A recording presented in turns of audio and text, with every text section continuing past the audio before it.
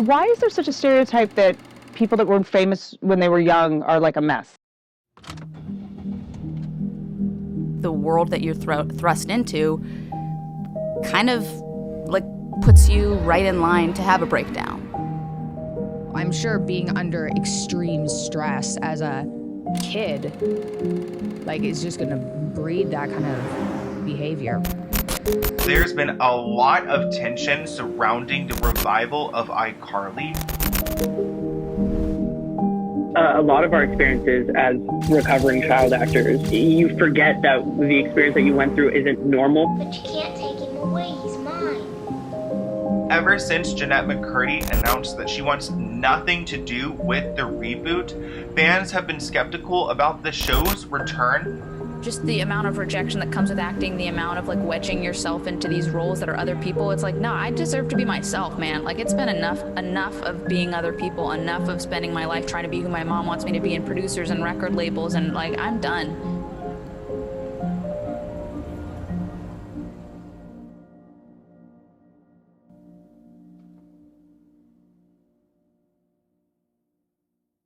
Welcome to Internet Impact. I'm Donna. Once again, we will be talking about another controversial topic that the algorithm may not like. So hit that like button real quick so it'll be nice to me. The Best Actor nominee for his performance is Zorba the Greek.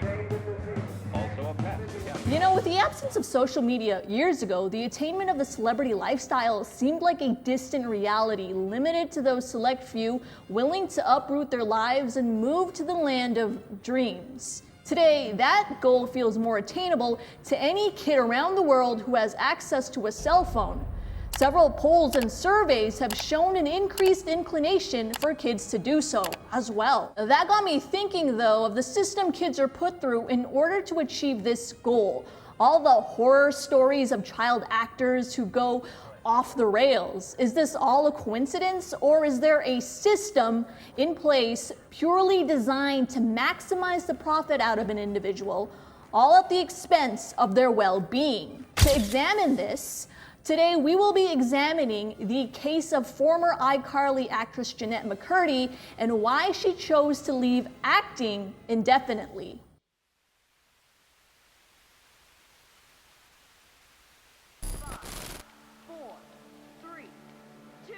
In 2007, Nickelodeon premiered a show called iCarly. For Jennette McCurdy, this role was arguably her biggest, opening a number of doors in entertainment. Despite her success, McCurdy chose to leave acting in the past, leading fans to question why she would abandon an enormous amount of opportunity that millions work for but never achieve. The hit show follows Carly Shay, a teenager who starts her own web show called iCarly. With the help of her friends Sam Puckett, Freddie Benson, and her brother Spencer Shay, Carly and the group navigate what it's like to have success on the internet while balancing a normal teenage life. The program ran for 6 seasons and was wildly popular, being nominated for an Emmy for Outstanding Children's Program 5 times. More importantly, it became a staple in the lives of many children, so much that 10 years after the show's final season, iCarly is back in 2021, streaming on Paramount+. This time, the show follows the characters' adult lives. Additionally, it has been redesigned to cater to the adults that watched the show back when they were kids. Naturally, fans were ecstatic at a childhood favorite show returning, but it would be coming back without a vital character, Sam Puckett. Jennette McCurdy, who plays Sam, has expressed on multiple media platforms her negative relationship with acting because of her experiences with it in childhood. You are on hit shows, like you're a big name, like how is that? Does that mean anything to you? Dude, no, that's such a good question. It's the thing that I feel the most shame of in my entire life. I do not like any of the acting work that I have ever, like any of the projects that I've been a part of as an actor. And even talking about it, honestly, my heart starts to race and like I feel like I almost could cry. It brings me, I know that like the shows, that some people liked the shows and like kids liked the shows, and I think that's great that they liked them, but for me it was really hugely negative on my self-esteem and on my mental health, and I think largely contributed to so many eating disorders, and it's like, it's a thing that kind of haunts me. The toll it has taken on her mental health has pushed her to leave it indefinitely. Her former co-stars have been vocal about their support for her decision. There are a few absences that we do have in the show, mainly Sam Puckett and Gibby. Will their absences be addressed in the show? We don't go crazy into deep, but we want to let the audience know where she is and what she's doing. Yeah, we're not just trying to steamroll over that. Yeah, while also respecting where Jennette McCurdy is in her life. She's decided to move on, and we're super proud of her and super happy for her, and we miss her. And she's very much a part of our family in this world. For now, Jennette is said to be working on personal projects like her new book and podcast. She's also continuing work on writing and directing. In the show, the absence of Jennette's character, Sam, is explained by her joining a biker gang called the Obliterators. Although a number of fans respect her personal decision, this story once again gave rise to the discussion about what child celebrities are put through. Why do we see a similar pattern over and over again in the life cycle of a child star? From America's adorable sweetheart to a crazy, coked-out train wreck. Well, this is what the public perceives them to be, at least.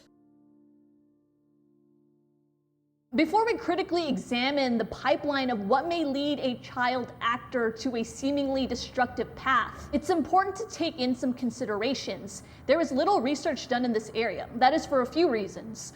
One, with their wildly busy lives, it's difficult to get child actors or celebrities into a lab. And two, it's not ethical or possible, really, to take a group of children, put them through the celebrity pipeline, and then examine their lives from start to finish. Maybe in another Black Mirror episode, but not this one. Okay, so what we're going to do is investigate how a child typically develops using Erik Erikson's stages of psychosocial development, and compare that to the lifestyle of a child entertainer. How does the entertainment industry take control of a child's development, and will it eventually lead to their breakdown? What did I do, sir? Bro, why you yelling my face? Because I have rights. I have rights. I'm an American. Come on, talk to me. You got me in my hotel, arrested me in my hotel for doing what, sir? Let's go. Yo, you really got these cuffs on me heavy, bro. I'll fix it. I want to begin this story by starting at the end and taking a look at the messy adult life of former child celebrities. This stereotype comes from the occurrence that seems to disproportionately affect celebrities who started their careers at a young age. Lindsay Lohan, who started at just 3 years old, is one among many faces that generally come to mind. After starring in huge roles like Freaky Friday and Mean Girls, the actress seemed to be partaking in behavior that not only had a negative effect on her career, but her life. She developed a party girl image around 2006. She was arrested multiple times for being in possession of illegal substances, driving under the influence, theft. She's been in and out of rehab, and has served jail time. That's 90 days in jail. The court is also going to order Dr. Sharma, or appoint Dr. Sharma and Malinak. Kajal Sharma and Hi Malinak. Aaron Carter, who started his music career at 7 years old, was also arrested multiple times for being in possession of illegal substances and suspicion of driving under the influence. What has really made headlines are Carter's outbursts online. Aaron! You don't know me! You don't know me from a can of paint. Stuff since Lizzie McGuire. I don't care. I'm not Lizzie McGuire. Who's that? Aaron Party. Ooh, that's my jam. I don't give a Okay, stay in your little fucking nostalgic 12-year-old box. Why don't you grow up? Grow up. At 7, Orlando Brown's acting debut was for the TV series Coach, but you may be more familiar with him on the Disney show That's So Raven. As well as drug use and arrests, viewers were shocked at Brown's appearance on the Dr. Phil show, where he made a false claim stating he was the son of Michael Jackson. Please welcome, really? It's even more amazing. 10-year-old Amanda Burns.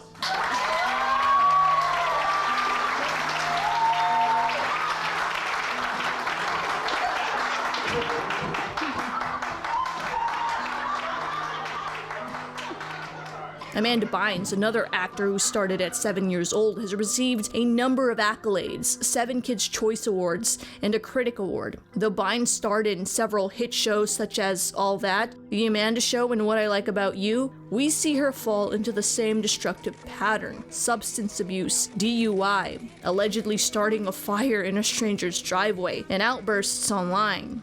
Bynes' mother is also her conservator, which means a court has appointed her mother to legally make decisions for her.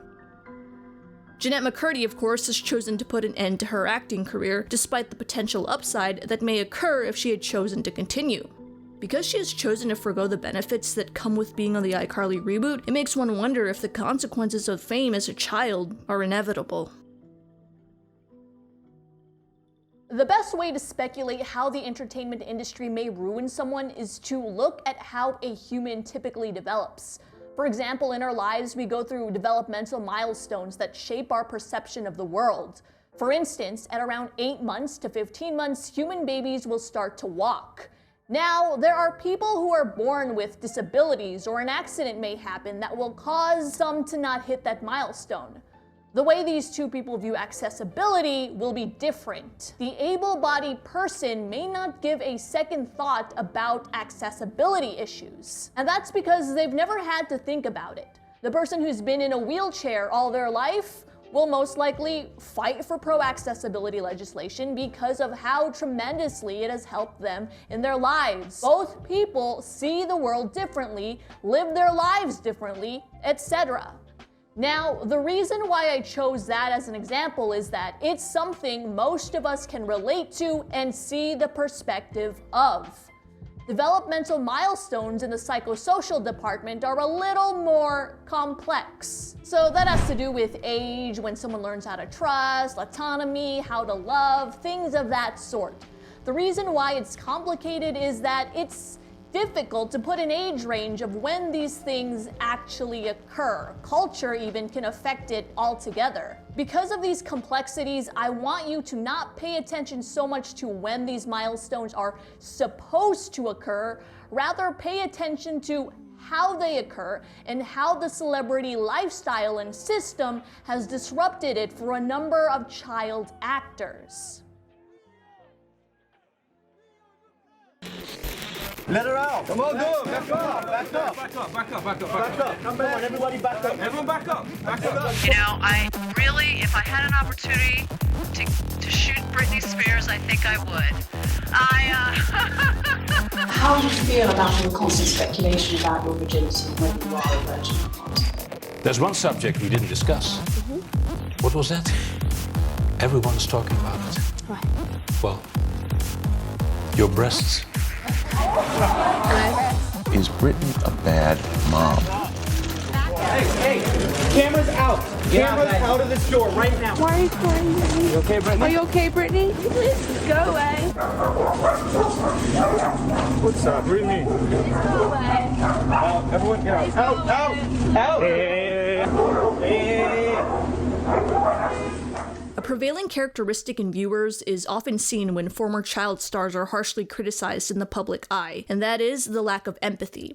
It is only years later, when the celebrity appears to have hit rock bottom, that they are once again shown an ounce of humanity. Britney has been used by many people as a money-making machine and given terrible advice. Perhaps our lack of empathy comes from the circumstance that we generally cannot relate to their obstacles, such as the drawbacks of fame or issues concerning millions of dollars. The audience is solely exposed to a surface-level affair, a headline, entirely unaware that child stars are thrown into a system where they are destined to lose.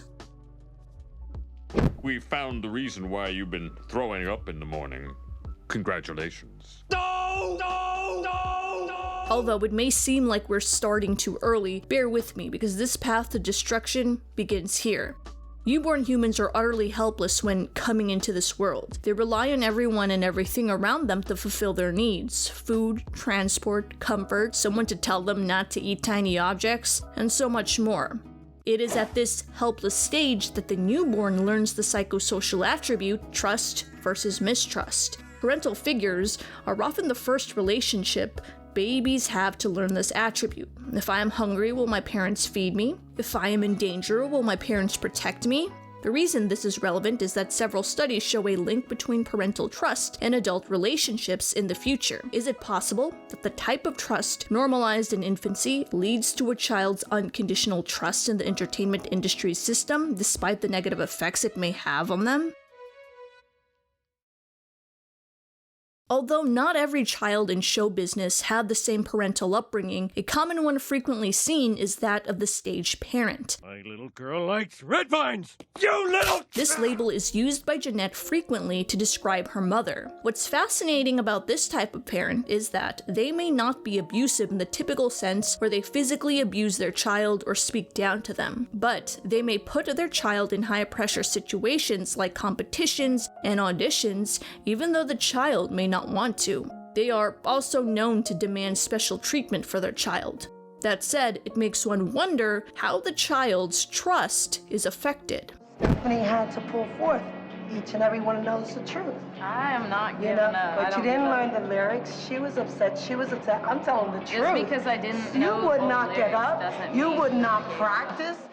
Jennette McCurdy was just 6 years old when she started acting, appearing on shows like Mad TV, CSI, Malcolm in the Middle, and so much more. What appears to be a successful portfolio to any young aspiring actor was actually a life McCurdy felt pressured to pursue to provide for her family.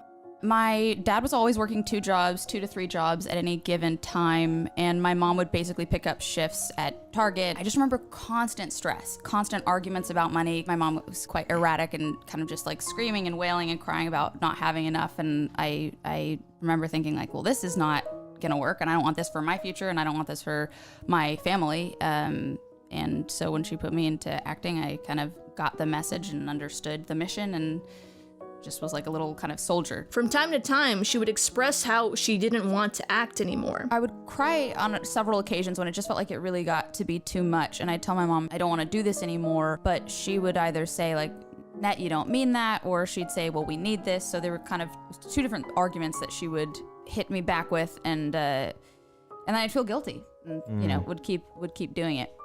Not knowing any better, Jennette put her own feelings aside, putting faith in her mother. This would eventually lead to a path of resentment for the industry. The trust between parent and child can be so strong, it can be difficult for the child to even accept deplorable behavior done to them by their guardian to be negative. American Idol star David Archuleta, for instance, was on a missionary trip when he received several emails from his father. The emails were emotionally abusive, detailing his father's disappointment at the fact Archuleta turned his back on his singing career. The content in the emails impeded on Archuleta's work, raising concern from his mission president. Here I was on my mission as a 23-year-old, beginning to talk like a kid, stuttering. I couldn't make my own decisions. I would say I don't know a lot. I'd become very insecure. I would talk down on myself, basically laugh at how stupid I was. And so my mission president brought me in. He just said, what's going on?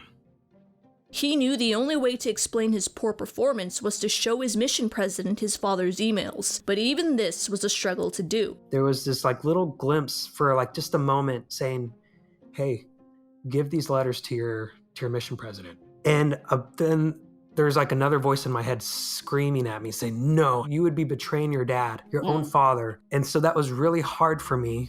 It was like I wanted my dad to also approve me and love me as well. So I was like, how could I do this and ruin my dad and make him think that I hate him by exposing him? I can't do that to him. When Archuleta's feelings were validated by his mission president, something within him still felt the need to defend his father. My mission president brought me back in and he said, so I read those letters, those emails, and he said, this is totally abuse. I looked at him and I actually laughed. I got very defensive. What are you talking about? He's never abused me. He pointed out some things and I started talking negatively about myself and he just said, whoa, whoa, whoa, whoa. Because I was saying, he has a point in this, he has a point in that. And my mission president said, I need to stop you right there. If you think any of this is true, and he was holding the papers up. He said, if you think any of this is true, he has totally manipulated you and he has so much control over you.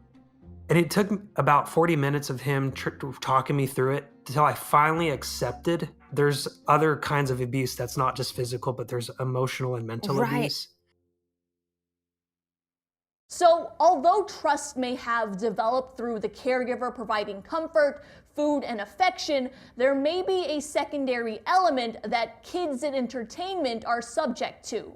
Parents utilizing that trust to optimize the child's career while neglecting their normal desired psychosocial needs. But should all blame be given to a child's caregiver, or does the industry itself also contribute to the abnormal psychosocial development of a child?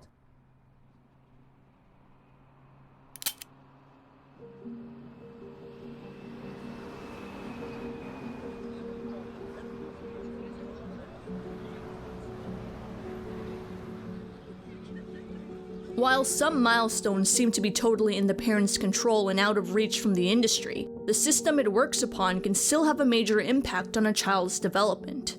The next stage of Erik Erikson's psychosocial development theory is autonomy versus shame and doubt. In this stage, children will undergo events like potty training, developing their own preferences of food or toys, and picking out clothing. All this facilitates what kind of control the child perceives to have over themselves. If developed correctly, the child will gain a sense of autonomy rather than shame and doubt towards their own ability to act independently. I have autonomy over myself. Potty training and food preferences are milestones that are learned at home, but the entertainment industry machine can grasp a hold of these certain aspects of life, all in the interest of branding. In entertainment, branding is an important tool that assists in marketing a product. It is the deliberate design of something via physical attributes, endorsements, and lifestyle associations so that the consumer purchases the item. When it comes to child stars, their branding is more restrictive because they are marketing to other children. They may be prevented from wearing more risque clothing, subjects they're allowed to speak upon may be moderated, and their team may discourage them from pursuing more adult projects because it may damage their family-friendly image. While you and I are mostly free to have our emo phase, exploration like this is discouraged in entertainment. Actors and pop stars have an image to uphold in order to capitalize for a brand. Many times when a child star hits puberty and wants to explore, they are shamed by their team, media, and fans, accustomed to a brand they don't want to let go of. Miley's not Hannah Montana anymore. She's a 20-year-old woman who wants to express herself as an artist. And I get that, but you also know a lot of people have hated what she did. They think it's outrageous. They want her to stay little sweet Hannah Montana. Jennette McCurdy talks about the lack of control over herself, which has manifested in the form of her eating disorder. I had eating disorders for 13 years, and it was this constant chase of feeling like if I could just have a better eating disorder, have the right eating disorder. For example, I had bulimia, and when I had bulimia, I wanted to have anorexia. I definitely feel like that was my main coping mechanism. Is it because it was like this sense of control that you had? 100%. Okay. It was all about control for me. I felt like everything else in my life was either my mother's decision or my manager's decision or my agent's decision or the network's decision. I felt like there were so many people in my life making every decision for me. I really felt like I had no authority over myself, and I think that the control over my food and body, or the control that I felt like I had, was the thing that made me feel like I can at least control this.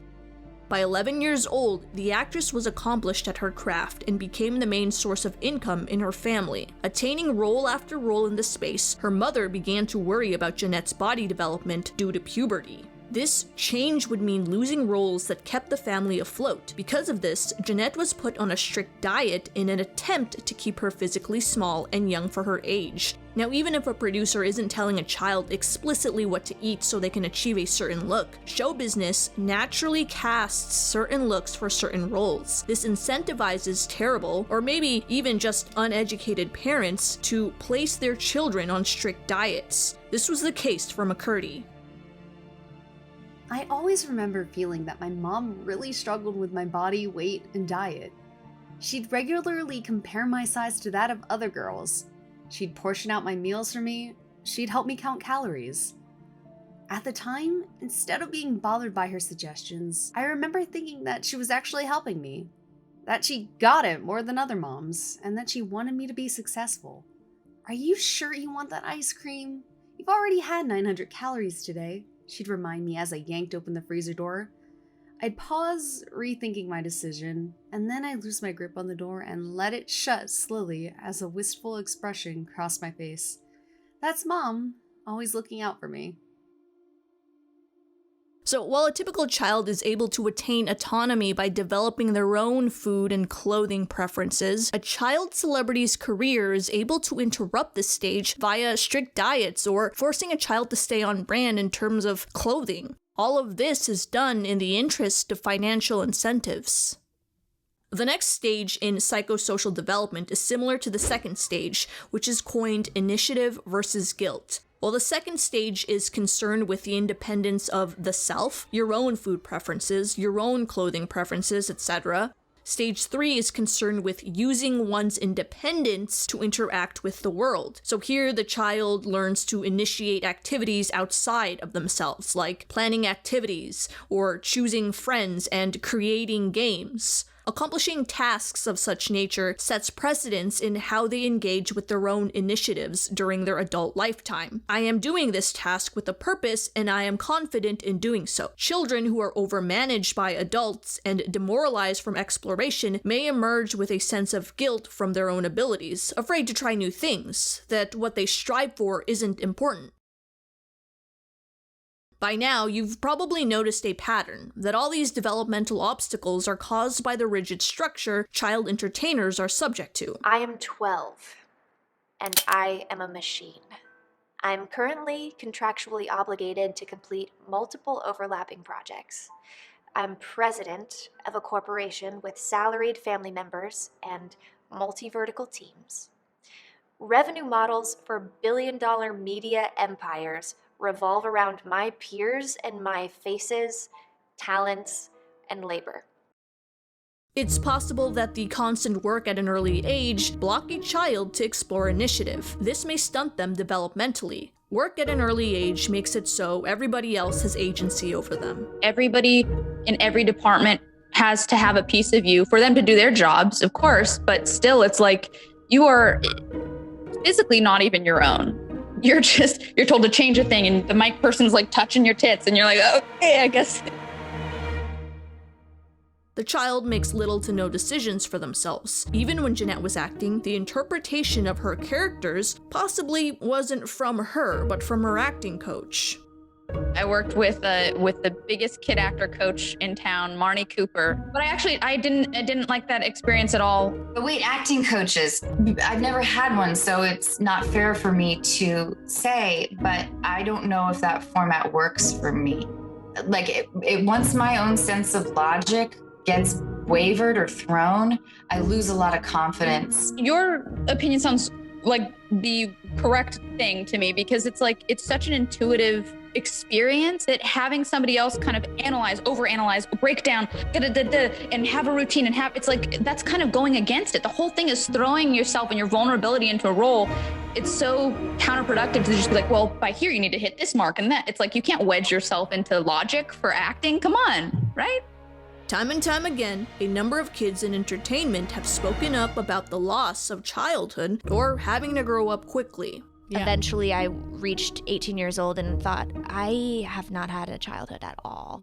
This makes initiative difficult to develop for children in show business because they aren't the ones pushing to progress their own career. Like I've said, it's their parents or their team. Furthermore, it's much more complicated than just quitting piano lessons because you didn't like it. A lot of money and jobs are on the line for the child just to quit. I admit myself to rehab against the guidance of my team. They continue to send me auditions while I'm on bed rest. I'm not here for drugs or alcohol. I'm here because I'm at least 20 pounds underweight, and I'm daring to believe that my health matters, even if it feels like I'm the only advocate for it. Unfortunately, I'm reminded that taking this break risks losing momentum. Unless I have elite representation, millions of dollars, and major networks pouring into a strategic debut into adulthood, my younger work will not amount to much in the eyes of serious film and television casting directors. Next, we have Industry versus Inferiority, which deals with the psychosocial development of competence. While the prior stage dealt with a child initiating goals, this one deals with a child being able to accomplish them. Now, typically, one of the earliest instances a child will face this obstacle is schoolwork. This is a school. Every day, millions of children go to school. Will they be able to master the curriculum and build confidence in their ability to solve problems, or will they struggle and be left with feelings of inferiority? Schoolwork isn't the only place this psychosocial stage develops either. As the child is exposed to more and more of their peers, they will notice their skills to be better than others and worse than others. There are two distinct facets in child celebrities that can cause a rift in how the child develops industry, or adequacy, competence. Those two facets are their team and public opinion. Now, of course, every entertainer has a different experience with their team. For Jennette, she has been vocal about how neglectful the entertainment machine is to a child. One instance involves the producer of iCarly, Dan Schneider. There's a lot of abuse that happens. I worked with an incredibly emotionally abusive producer. I mean, even talking about it now, my face gets hot thinking of it, just because, you know, he'd say things like, you guys would work at Yogurtland if you didn't work for me. And he would just scream. How old were you? I was, when I started the show, I was 13. Schneider was a prominent figure at Nickelodeon, producing hit shows like Drake and Josh, The Amanda Show, Victorious, and Zoe 101. When the reboot of iCarly premiered on Paramount+, fans were puzzled that why a key figure, partially responsible for such beloved shows, wasn't included. In 2018, rumors started to circulate on the internet about Schneider having inappropriate relationships with his child cast. This ranged from sexual innuendos on the show to conspiracy theories that he was actually the father of Jamie Lynn Spears' baby. Although no evidence of sexual misconduct was found, several interviews with former co-workers, friends, and television executives corroborate Jennette's story of the producer being verbally abusive. Because of this, the reboot of iCarly has progressed forward without Schneider. Perhaps it may just be a coincidence, but a couple stars from these shows have had frequent run-ins with the law. You have Amanda Bynes, whom we've discussed earlier. And then we have Drake Bell, who has pled guilty to crimes that involve a minor. On one hand, we have the child's sense of industry negatively affected by their abusive team. Although it may not always be the case, stories run rampant like this in Hollywood. On the other hand, industry is also exceedingly inflated by fan adoration, leading to a sense of entitlement. If you have so much at a young age, you think that that's reality. Like, my reality when I was 13 was that everybody cared what I had to say. My reality when I was 13 was that, like, people were interested in me just because I was on TV, not because I had interesting things to say, not because I was saying anything of merit or value. And I think it leads, or for me, I should say, it definitely led to this idea of like, well, things will just keep working out. It's like you don't have to try as hard and formulate your own opinions and your own point of view as much, because you just think, well, if I post this picture and it gets 500,000 likes, I must be great. While fan adoration can have its perks, when a mistake is made, they easily turn against the child star without hesitation, alongside the media. Mistakes are very black and white in the public eye. How the child star reacts to such a mistake is also watched very carefully. There is no room for error.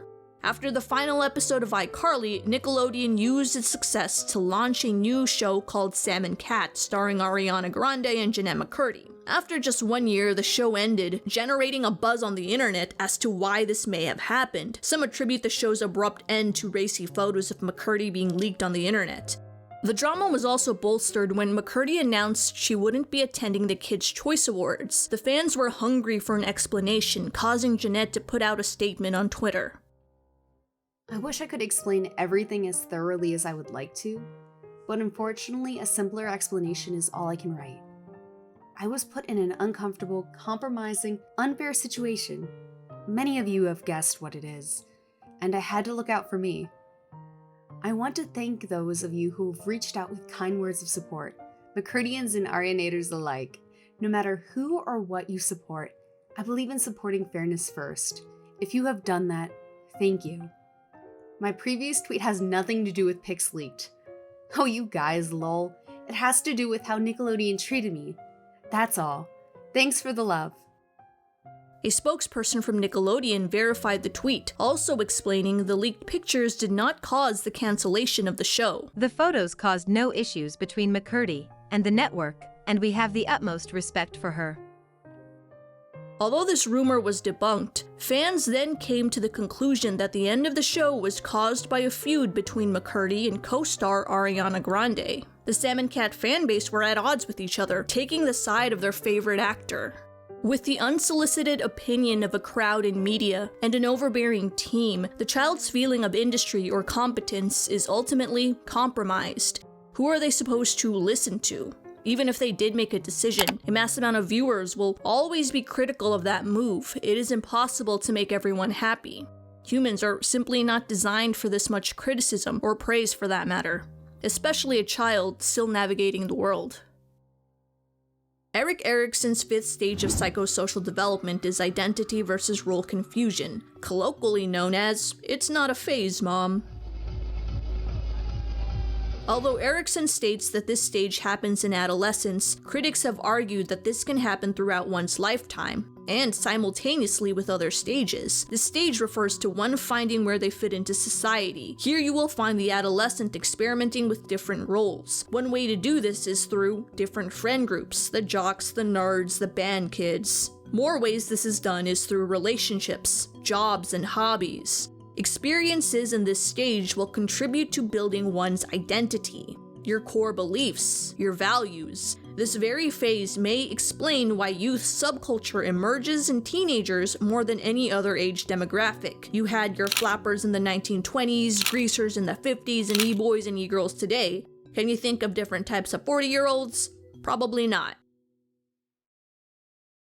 But my mom, I idolized. I worshiped the ground she walked on. She was my identity. Like, I lived and breathed for her. When I say my identity was like what my mom thought of me, it was 100% that. So the idea of pulling away, getting away wasn't even something that came into my mind, to be honest. Right. It was just like, I would be completely lost. I would be nothing without her. Also, I had been fed that messaging my entire life of, you know, you're completely incompetent. You are not smart. You can't do anything without me. You need me. I'm the thing that keeps you from just completely being derailed and a loose cannon and unable to handle yourself. Like, it was all that messaging for so long of my life that led me to think that I was kind of incompetent and helpless and didn't know right from wrong, didn't know good from bad, couldn't make decisions on my own. The child star's identity is controlled by several different persons and entities. One, of course, is the stage parent, which was the case for McCurdy. Second, it is a trait based on individual appearance. The child's physical identity is dictated by the pipeline. My adolescence was all about being like the lowly, hideous goblin that the handsome boy dares to speak to. Like, how I did him with his fucking bowl cut parted down the center for him to even look my way. He was like a hero. Did that affect how you viewed yourself? Yes. My agent, when I was 10 years old, my mom was screaming on the phone with my agent about me not getting in for an audition because of Winn-Dixie. And my agent, I literally hear her on speakerphone go, "Well, Jennette is not, they want a ethereal beauty. Jennette is not an ethereal beauty. She is homely." And I was like, okay, I guess I read homely. Guess I'm gonna go put on my children's plays pants.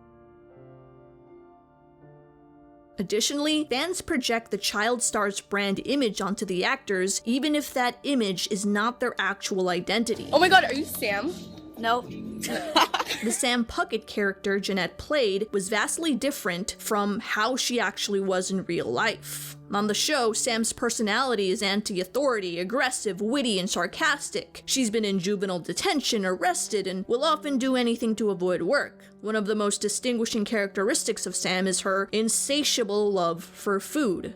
Ironically, it was around this time Jennette in real life had an eating disorder. Now, it's one thing to play a role that is so unlike you. A lot of kids do it all the time for school plays. It's another thing to have the public actually think the role is the real you. I had this thing where my character was very like, she'd been to juvie and she'd seen the dark side of the tracks. She would like walk onto the set and say like, I even like made my voice different for the character. So I had this thing where people who came up to me, who approached me, were really disappointed that I was just like anxious Jennette and not like bold, confident, juvie, buttersock slinging Sam. I feel like particularly for actors, maybe there's a bit of an identity crisis with being famous because you're famous for something that's not you. Like maybe it's easier for Oprah or somebody who's like doing something they're proud of and it's them. But I think if it's acting, it's sort of like you're known for this thing that's not even you. So, you know, who am I underneath that? And would I be famous if it were just me? My character's the famous thing.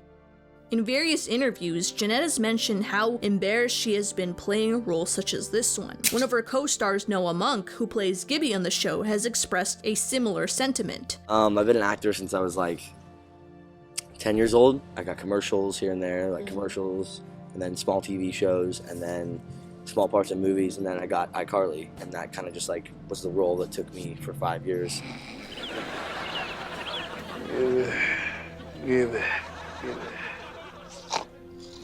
I think I had a lot of more issues with it like 2 years ago. Like I was going through this angsty phase where I'm like, I'm not gonna be known as that. Like quarter life crisis type shit where I'm like doing all this SoundCloud rap and just, oh man, cringy shit. Literally and, anything. You know, trying to just YouTube escape pranks. that. So that is a thing where I had like all this like hate towards it. And then you kind of grow up and you realize like, yeah, that's what, that made an impact on people. That's what you're gonna be known as. And it's cool now. I have a good relationship with it, I think. And but I mean, I hope to, through the shit I'm making, that I can sort of break that mold. Not only are fans hammering an identity that doesn't represent them, they're commenting on a number of aspects that concern their personal life. For a young person still exploring their place in the world, you can only imagine what kind of effect this has on their development of identity. According to Erikson, children prevented from exploring different identities will result in role confusion, a weak sense of self. What's interesting is that Jennette took on the identity of her eating disorder, the only thing she felt she could control. I had this experience in eating disorder recovery where I was actually terrified about what my identity would mean without the eating disorder, because I felt like I was nothing without it. Genuinely, I felt like, well, this takes up 90% of my thoughts every day of my life. This is how I'm oriented. This is the way in which I go about the world, is through this eating disorder lens. Without that lens, what is reality? What does reality look like? Additionally, Erikson explains individuals pressured into an identity may retaliate with rebellion and have a general overall lower well-being. My mom had cancer for the first time when I was 2, so I was always kind of aware of the fragility of her health. I just had this weight on me all the time of, well, she could go at any time. It was stage 4 metastatic breast cancer. Somehow miraculously she recovered, but knowing that, you know, she was in doctor's offices every 3 months to get these checkups, and the awareness of her death was always weighing on not just me but the entire family, you know. And then her cancer recurred when I was 18.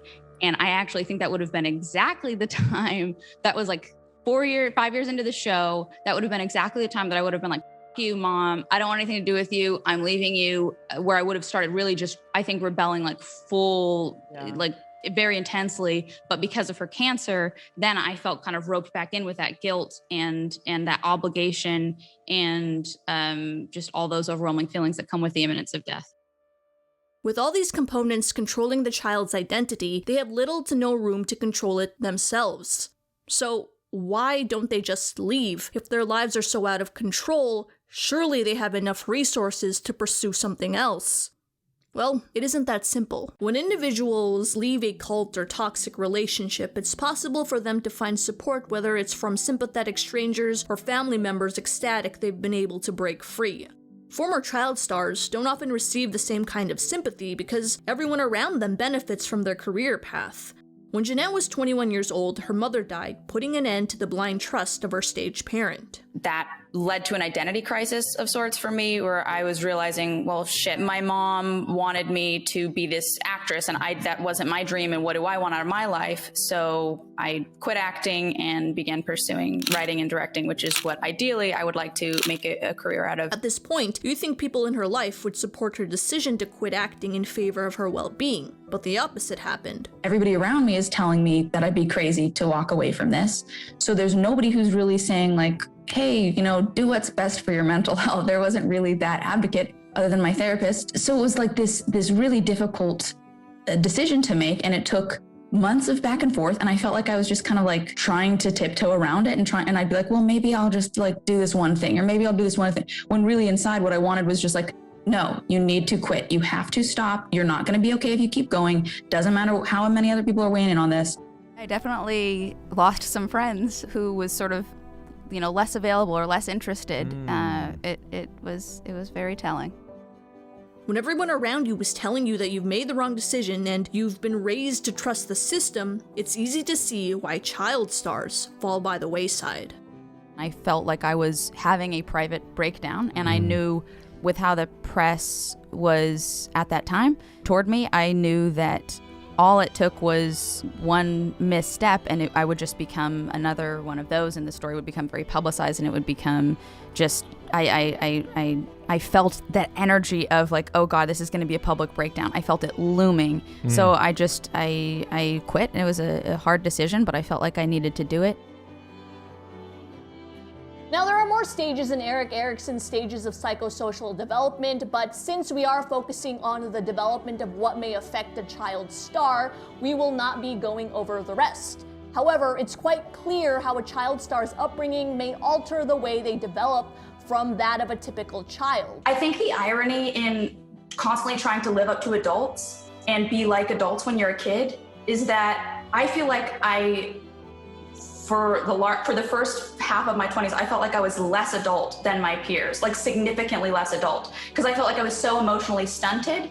And it sounds so bizarre and ironic because it's like, well, if you're trying to live up to an adult when you're a kid, how come you're not just an adult earlier and then but it's like, there's a difference between being an adult and being a kid trying to be an adult. And I felt like at 22, I was still stuck as a kid trying to be an adult, as opposed to like a natural 22-year-old, albeit young, but adult at that age. So what about now? Is it any different when a child achieves fame outside traditional entertainment through the use of social media? One area of praise social media frequently receives is its ability to give the individual control of their own branding or image, rather than putting it into the hands of a large corporation. Theoretically, this should solve the countless issues that result from the controlling nature of the entertainment industry. Yet we see those similar issues once again popping up, just in a slightly different way. Instead of being controlled by some bigwig producer, exploitative guardians play in favor of the YouTube algorithm at the expense of a child's well-being. Staged parents are still prevalent, with their kids putting on a performance for the camera, because the kids trust their guardian knows best. A child known on social media as Lil Tay made headlines when videos of her being a self-absorbed, disdainful influencer went viral. I'm only 9 years old, I ain't got no license, but I still drive this sports car, bitch. Your favorite rapper ain't even doing it like Her comment section was filled with rage as people believe this to be the future of a new generation, spoiled, narcissistic, and money-hungry. At just 9 years old, Lil Tay became infamous, collaborating with similar personas. The public would later find out that the Lil Tay character was a facade orchestrated by her older brother to evoke public outrage in exchange for capital gain. This cost me $2,000. This cost me $10,000, and this. I said stop saying 10,000, 2,000, 3,000, 2,500. Okay. Doesn't make any sense, Ted. After a long period of silence from the infamous character's socials, her brother released an accusation that Lil Tay's father was stealing her money and abusing her. After this, the story sort of fizzled away. Perhaps it was the lack of public interest, or maybe the Lil Tay character was so unlikable, it made it difficult for the audience to empathize. A number of stories similar to this one have sprouted up over the years. You have Micah and James Stauffer, who adopted a special needs baby, then gave him to another family once they realized how much work children with special needs actually are. Viewers accused the family of taking on an adoption for views and money. There was a channel called Fantastic Adventures, whose 7 adopted kids told authorities they were pepper sprayed, beaten, and deprived of food and water if they didn't participate in the videos. Then you have the channel called Daddy of 5, who filmed abusive pranks on their children. What the hell is that? What is this? Cody! Tell me! I didn't do that! You tell me what you did! I swear to God, I didn't do that! Not only was the channel banned from YouTube, but the family lost custody of 2 of the kids. Now, these are just stories that have received public outrage. I'm sure there are more. Rumors of this kind of circulate around the family blogging space all the time. There was this one family that had like a ton of kids. Okay, And then yeah. we were like in the middle of a show. Like the whole Jurassic World show started. And then I think the dad or someone was like, It was the uncle. one of the kids, The the uncle. uncle was like, hey, come with me. I have an idea for a bit. And For then the like skit, yeah. for the skit. And then the kid's like, no, it's starting. I want to watch it. Like, and then the mom was like, well, you don't have a choice. Get up and go. No, the little girl said that. Oh, the daughter. little girl. Oh yeah, the daughter's like, He's you don't have a choice. He's Get like, up and you go. know, you don't have a choice. Yeah. And then he was like, I don't want to miss it. So far, the general consensus among my viewers at least is that it's okay for a kid to be on YouTube as long as they're not asked to perform. Family vlogging is an example. Of course, that'll be hard to enforce because we'll never know as viewers who's having fun on camera and who's coerced into performing. Okay, so what about minors who make the decision themselves to start a career on social media? I know when I was 16, I started my YouTube channel with my own volition, except one of my videos went viral, I got scared and deleted my entire channel.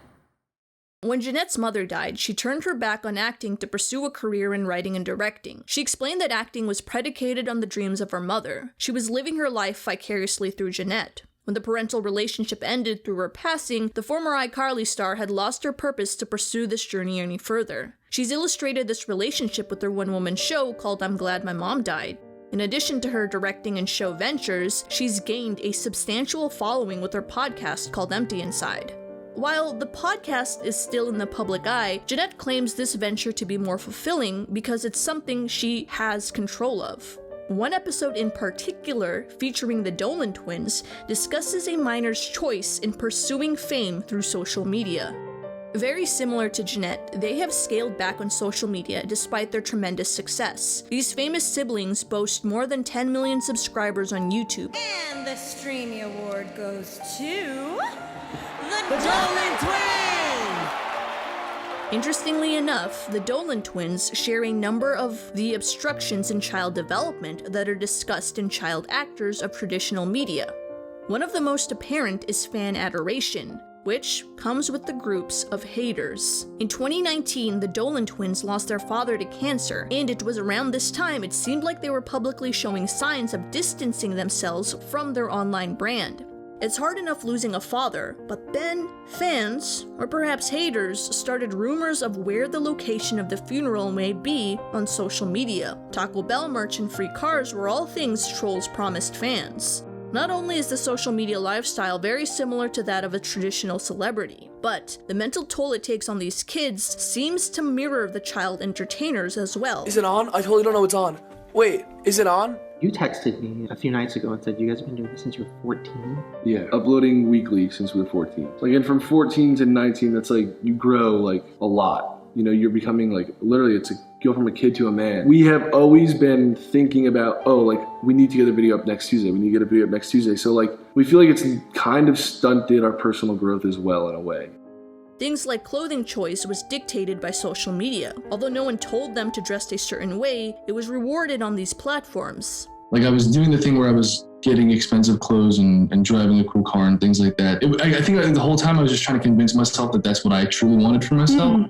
But it was really just so that you look cool. I could uphold this like famous reputation and like look cool for other people. And I think there was some sort of reward or praise for it as well that you get online that would feel good as a young person. You think that you're cool. I mean, everybody wants to be cool. They mentioned feeling like the constant work made them lose part of their childhood, and that their identity on the internet is not their actual self. It's a brand the audience loves. When my real self was growing up, my video self wasn't as fast. You like create your own brand, and your brand is your name and it's who you are. I knew my brand so well, but then when I started to grow up and I like saw a different version of myself, I couldn't change that person online into that version of my real self because I felt like people who watched me liked me for that person who I was being online. So it like kind of makes you be a fake version of yourself, and then the more you watch that person, like every single week we're editing and watching back these videos that we're creating, and it's like, this isn't really who I am. Not everyone in Hollywood falls into the destructive pattern that is now stereotyped child stars. Very little negative publicity has ever come out about Hilary Duff, the Sprouse twins, Raven-Symoné, Zac Efron, and many others. The possibilities are endless as to why this is. Many argue these public breakdowns to be normal, but are amplified because the child is a celebrity. Others say some have the personality to handle fame. I was 11. I remember like just loving it. Yeah, it's fun because it is fun. It's super. I mean, it's really what kids do. It was just like playing, and I feel lucky that I started as a kid because I feel like I still have that sense that my work is play. It could be that a small percentage of people have inherent traits that allow them to cope and adapt better than most. Perhaps it's their parents who keep them level-headed. Although Noah Monk has still had grievances about his role as Gibby, his ability to move past his issues may have been aided by the support of his parents. Yeah, my parents were like the least stage parents you could ever like encounter. They were very level-headed. They did it because of me, not because they were there. They were there because I wanted to do it rather than them driving me. And An important thing to note is also the progress of the entertainment industry. Over the years, laws have been put in place to protect children from exploitative adults, such as the Coogan Law. This bill is designed to protect a portion of the child's earnings until the child reaches the legal age they can claim the money. Disney now gives a number of child entertainers resources and education. When you sign onto a Disney show, you get sat down and you get pretty much the company displays all their resources to you. Mm-hmm. They explain the history, the kind of the basics of sitcom and where like how acting on sitcom is like, but also things like Disney security and how like a lot of stars blow up on Disney Channel and you can get creepy stalkers. So they're just like, here are our resources. Like if you need security or something, like we're here and we're available, but also like here's the proper channels to go to if you ever need things. So it's pretty much, it's almost think about it as when HR introduces you into like a new company. Okay, yeah. And you get the sit down of like, here's your start paperwork and here's everything you need to know. And if you ever need anything, I'm here. That's pretty much what it is, but it's called Disney 101. This was not a norm in the 90s and early 2000s. That didn't exist. No? That did not exist. Really? Yeah, well, even like in Corrigan House era, like that did not exist. No one had that. Yeah. Wow. It was there was no like criteria at that time that was like set up for like supporting these kind of kids and everything, which I feel like too it's very different. Like we talk about, like 2000s era was a very different kind of climate for those kids. Despite such great strides in entertainment, many feel there needs to be more done to protect minors. Allison Stoner, whom I've referenced a number of times, suggests the solution of standardizing child therapists on set and in auditions, as well as standardizing child safety laws across the country and not just in select states. Social media doesn't even have anything like the Coogan Law. All that money goes to the parents. Young people achieving fame through social media is still in its infancy. Some already show signs of developing like their Hollywood counterparts. For celebrities, there is a harsh reality that comes with the territory. Everyone deserves privacy and respect, but if you choose to pursue a career in the public eye, you should expect things like outside opinion and what you make available to the public. The key word here, though, is choose. Many child stars are thrown into the spotlight by their parents or because some industry leader thinks they'd be good at it. More often, if a child does show interest, like in social media, they don't know the ramifications that comes with the profession in entertainment. If you made famous by the internet at an early age, have been vocal about this aspect. As accessibility to internet fame becomes more prevalent, the damaging effects of the entertainment industry pipeline will reveal itself to the public more and more. Will it change a child's mind who is in pursuit of this dream? These are kids that are trying to make these decisions early on in life. They don't have the knowledge of, really understanding what they actually want to do with their life. And sometimes when you jump into it, it becomes this insanely long journey that you just can't step away from because it is really addicting to get views. As tempting as it is to throw this issue away because it concerns people richer than us or more privileged than us, keep in mind that this does affect you. Celebrities and social media stars are wildly influential. Even if you only take notes from people like Mother Teresa, chances are someone you know has been affected by a celebrity. Why do you think brands spend millions of dollars just for them to take a picture with their product? Why do you think they get asked to tell people to vote? Because of this, it is important that these kids go through a system that promotes their well-being rather than damages it. That's the end of the video. I'll see you guys next time. Stay psyched.